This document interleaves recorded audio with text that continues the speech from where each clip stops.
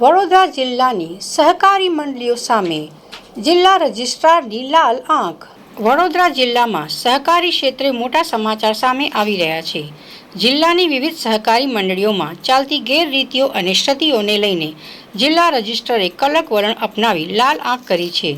ગુજરાત સહકારી કાયદાની કલમ 81 હેઠળ કાર્યવાહી કરતા જિલ્લા રજિસ્ટ્રાર દ્વારા અત્યાર સુધીમાં કુલ 12 જેટલી મંડળીઓને શો કોઝ નોટિસ પાઠવી દેવામાં આવી છે। આ કાર્યવાહીને પગલે વડોદરા જિલ્લાના સહકારી આલમમાં ભારે ખળભળાટ મચી ગયો છે। નોટિસ ફટકારવામાં આવેલી મંડળીઓમાં દૂધ ઉત્પાદક મંડળીઓ, સેવા સહકારી મંડળીઓ તેમજ વિવિધ કાર્યકારી મંડળીઓનો સમાવેશ થાય છે। તંત્ર દ્વારા કરવામાં આવેલા સ્પેશિયલ ઓડિટના અહેવાલના આધારે આ કાર્યવાહી કરવામાં આવી છે। આટલું જ નહીં, હજુ પણ 18 જેટલી મંડળીઓને નોટિસ આપવાની પ્રક્રિયા હાલ પ્રગતિમાં હોવાનું જાણવા મળ્યું છે। કારણદર્શક નોટિસ આપ્યા બાદ તમામ સંબંધિત મંડળીઓને પોતાનો પક્ષ મૂકવા માટે લેખિત અથવા મૌખિક રજૂઆત કરવાની તક આપવામાં આવશે।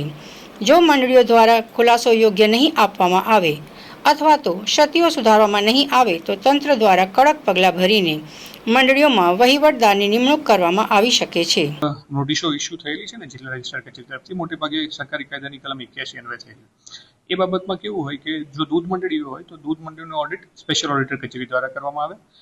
સ્પેશિયલ ઓડિટર કચેરીના ઓડિટરો જે હોય એ ઓડિટરો એમના અધિકારીને અહેવાલ મોકલે અને એ અધિકારી અમને કાર્યવાહી કરવા અહેવાલ મોકલે। એ અહેવાલના આધારે આપણે આગળની કાર્યવાહી કરીએ। એટલે હાલ આપણે જોવા જઈએ તો વડોદરા જિલ્લાની કુલ જેટલી મંડળીઓ છે એ પૈકી મારી પાસે જે માહિતી છે એ પ્રમાણે ઓલરેડી 12 જેવી મંડળીઓને આપણે કારણદર્શક નોટિસ આપી, જેમાં દૂધ મંડળીઓ છે, સેવા મંડળીઓ છે, વિવિધ કાર્યકારી મંડળીઓ છે, ગણોતિયા મંડળીઓ પણ છે।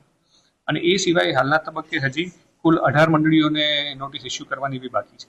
એ કામગીરી પણ હજી હાલ કાર્યવાહી અંતર્ગત જ છે।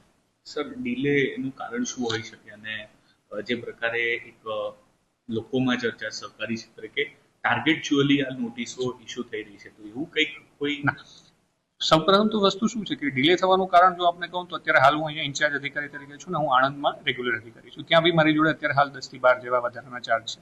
એટલે આ બધા ચાર્જની અને ભારણની કામગીરીને લઈને વડોદરા કચેરી પર બેસીને કામગીરી કરવાનું થોડું મુશ્કેલ થાય।